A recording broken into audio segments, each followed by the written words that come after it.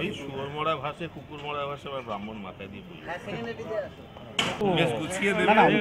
আমাদের বোঝাতে কোনো অসুবিধা হয় না, একটা পলিটিশিয়ানকে বোঝাতে। বিবিসি একবার জানেন বহু বছর আগে আমাদের পার্লামেন্টারিয়ানদের ট্রেনিং দিয়েছিল কী করে ক্যামেরা ফেস করবেন, ক্যামেরাকে কেমনভাবে মুখে বাম করতে রাম হয়ে যাচ্ছে ব্যাপারটা ঠিক কী?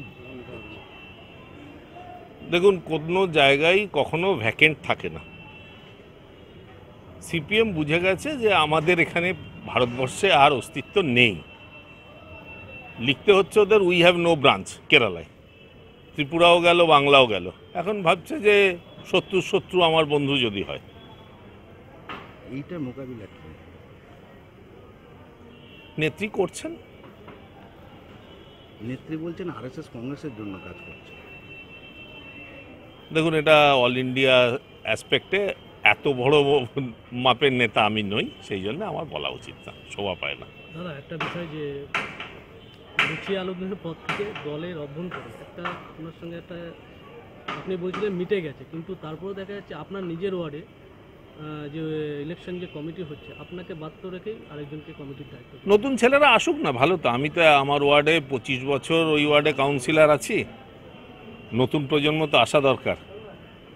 আপনি আর কতদিন এই জায়গায় ডান্ডা হাতে দাঁড়াবেন? আপনারও তো প্রমোশন হওয়া দরকার। সর্বদা, তুমি কি বারাসাত লোকসভায় প্রাপ্ত? 42টার মধ্যে অন্য আরও 41টা লোকসভা আছে তো। তাহলে বারাসাতে প্রচারে দেখা যাবে না তোমাকে? সেটা প্রার্থী ঠিক করবেন। আপনার দল বলছে না, প্রার্থী ওরিয়েন্টেড ইলেকশন। দায় প্রার্থী পুরো রাজারহাট নিউ টাউনে আপনি বিধায়ক, আপনি বিধাননগরের প্রার্থী ডাকুন, সেটা প্রার্থীর এই দুটো জায়গায় ফল। বিধাননগরের বিধায়ক সুজিত বোস। আপনি মেয়র। মেয়র তো আমার 3টে বিধানসভা নিয়ে। হ্যাঁ, এই বিধানসভা ওরিয়েন্টেড প্রার্থীরা কাজ করছেন যতদূর শুনেছি এবং খবর রাখি দলের। তো বিধাননগর বিধানসভার বিধায়ক হচ্ছেন সুজিতবাবু, আমি রাজারহাট নিউ টাউনের বিধায়ক, আর রাজারহাট গোপালপুরের পূর্ণেন্দু বোস। তো এই জায়গাগুলোতে ফল যদি আশানুরূপ না হয় তাই কার হবে? মানুষ নিশ্চয়ই ভোট দেবে আমাদের উন্নয়ন দেখে। উন্নয়ন দরজায় দাঁড়িয়ে আছে। দাদা, একটা বিষয় যে প্রার্থী যে বারাসাতে প্রার্থী কাকুলেদুল দস্তিদার, এটা মানে আপনাকে বাধ্য রাখার বিষয় উনি একটা বলেছেন, আপনি নিজের ওয়ার্ডেই থাকেন না, কাজ করেন না। 5টা টার্মে জিতেছি, জ্যোতিবাবু ভোটার ছিলেন, সেখানে কারোর মানুষের আশীর্বাদ জিতেছি, কোনো বহিরাগতর আশীর্বাদ লাগেনি।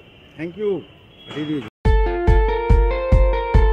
দেশ থেকে বিদেশ, জেলা থেকে ব্লক, রাজনীতি, খেলা, বিনোদন সমস্ত খবরে টাটকা আপডেট পেতে সাবস্ক্রাইব করুন আমাদের চ্যানেল হলদিয়া লাইভ।